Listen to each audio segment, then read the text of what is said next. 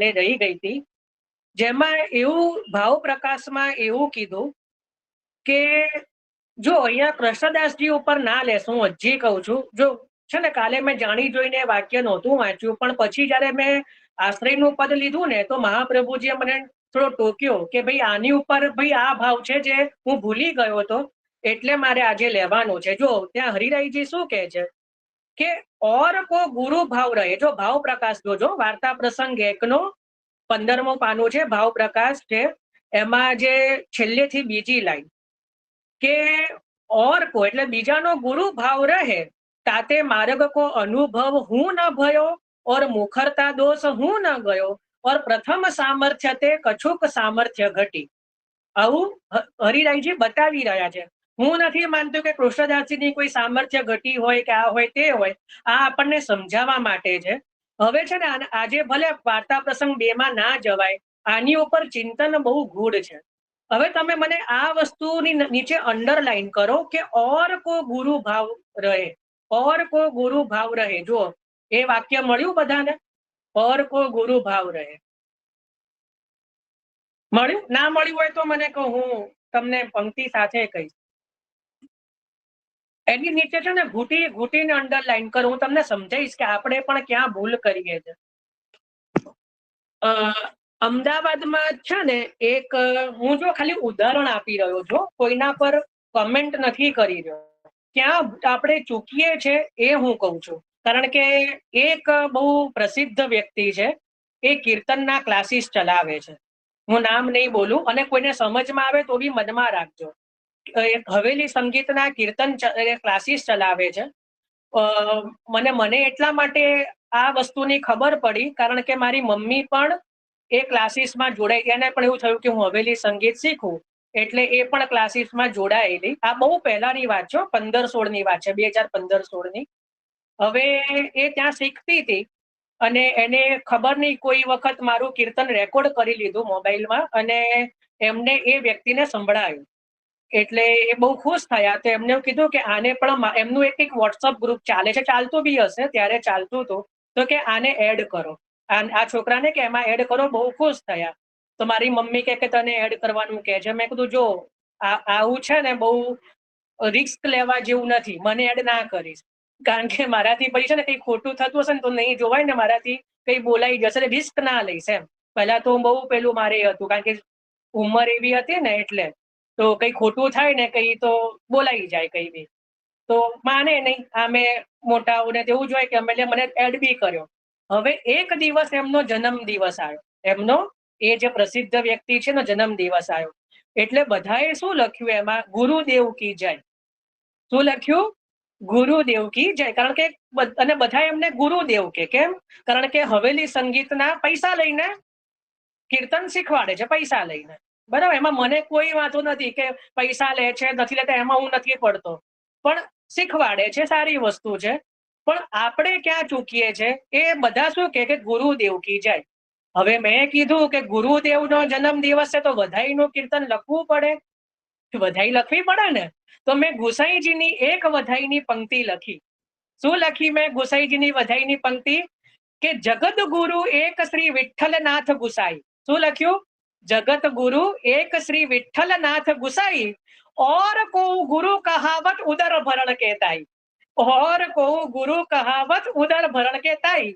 એમને એટલા પરચા લાગ્યા કે મને તરત ગ્રુપમાંથી કાઢી દીધો. કારણ કે એવી કીર્તન શીખવાડે ને, અને મેં એમને કીર્તનનો જ, કારણ કે વધાઈ છે ભાઈ, જન્મ દિવસ છે તો વધાઈ લખવી પડે ને, તો મેં તો વધાઈ લખી. બધા જુગ જુગ રાજ કરો લખે, તો મેં ગુસાઈજીને જ વધાઈ લખી કે ભાઈ જગત ગુરુ એક શ્રી વિઠ્ઠલનાથ ગુસાઈ, ઓર કહું ગુરુ કહાવત ઉદર ભરણ કહેતાઈ.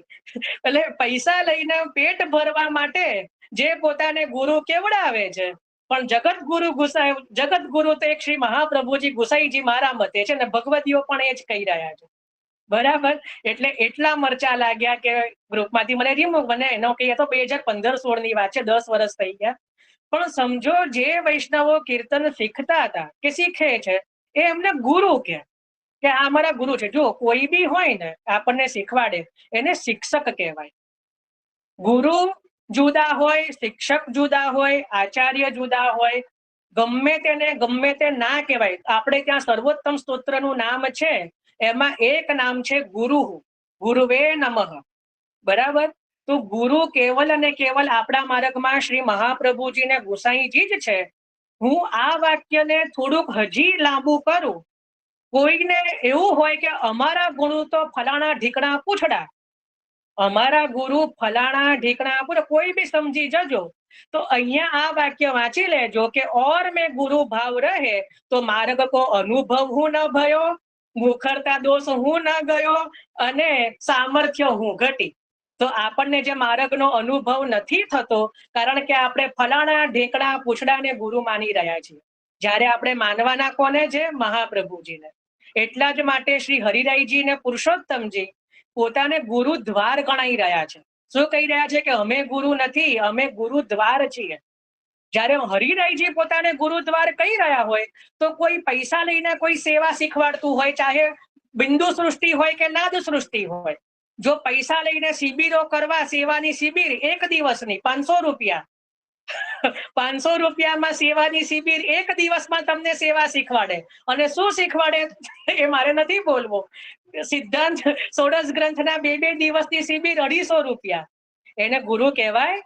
કહેજો, મને વાંધો નથી હો ભાઈ, હું નથી કહેતો. ગુરુ કહેવાતા બી હોય, પણ ગુરુ માનશો તો અહીંયા આ વાક્ય વાંચી લેજો કે સિદ્ધાંત પણ દદિયારૂઢ નહીં થાય, નહીં સામર્થ્ય કશું આવે, અને નહીં મુખરતા દોષ જાય. આ હું નથી કહી રહ્યો, હરિરાયજી કહી રહ્યા છે. એટલે ક્યારેય કોઈના માટે ગુરુ ભાવ જે છે કેવલ મહાપ્રભુજી અને ગુસાઈજીમાં જ રાખવો. જો શિક્ષક હોય ને એ શીખવાડે, આપણને કોઈની જોડે શીખવા મળે ને, તો એ આપણા સાચા પથદર્શક કહેવાય, શિક્ષા દર્શક કહેવાય, શિક્ષક કહેવાય. બરાબર. કોઈને બહુ વિદ્વાન હોય તો આચાર્ય કહેવાય. બરાબર. પહેલાના સમયમાં પીએચડી કરેલું હોય ને જે શાસ્ત્રમાં, તો એને આચાર્યની પદવી મળે. બરાબર. તો એ આચાર્ય કહેવાય.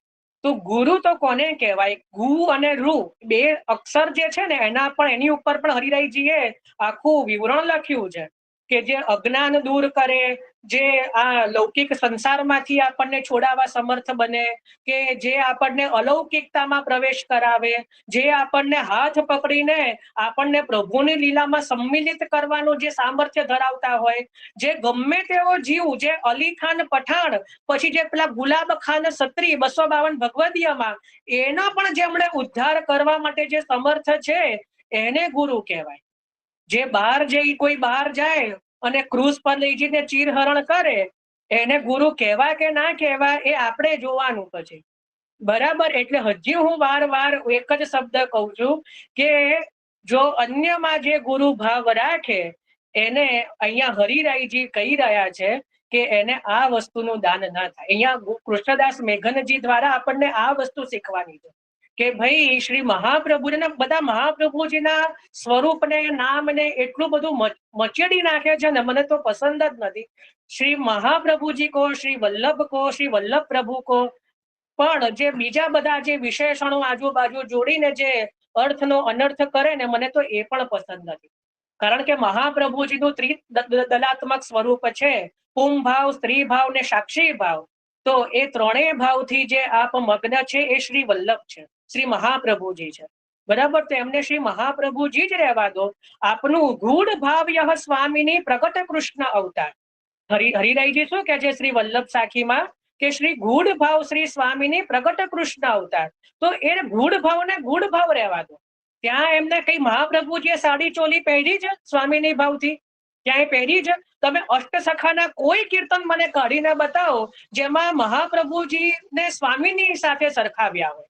ક્યાંય? બધા આચાર્ય સ્વરૂપે જ વર્ણન કરે છે અષ્ટસખાના કીર્તનમાં. મને કોઈ એક પંક્તિ તો બતાવો કે જેમાં આવી રીતે પ્રગટ રૂપે વર્ણન કર્યા હોય.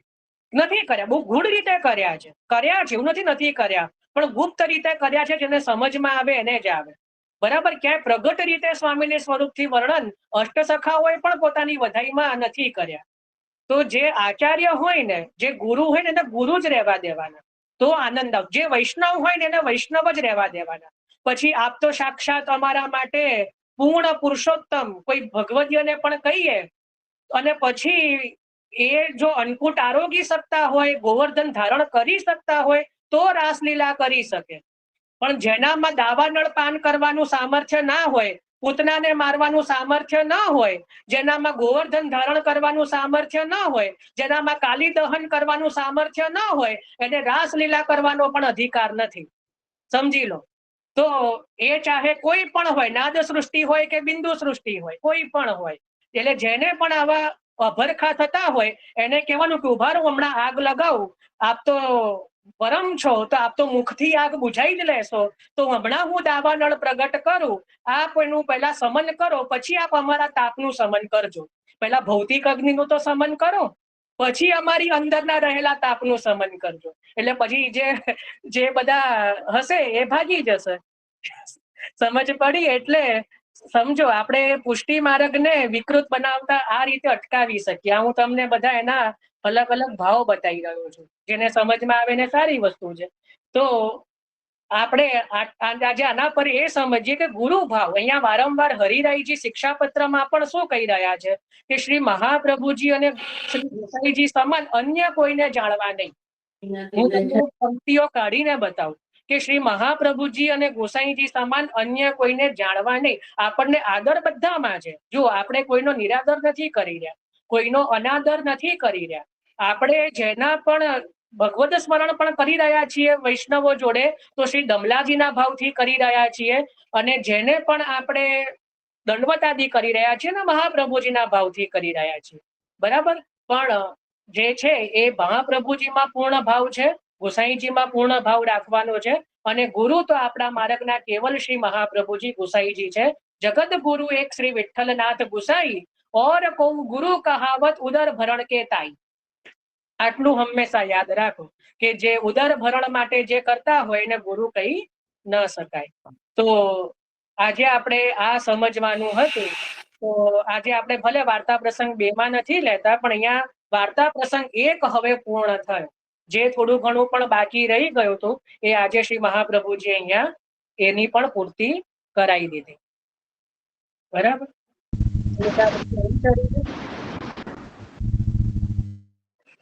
હું ઘણી વાર જોતો ઊંઘ ચડે છે, બધા બગાસા કેમ આવે છે બધાને?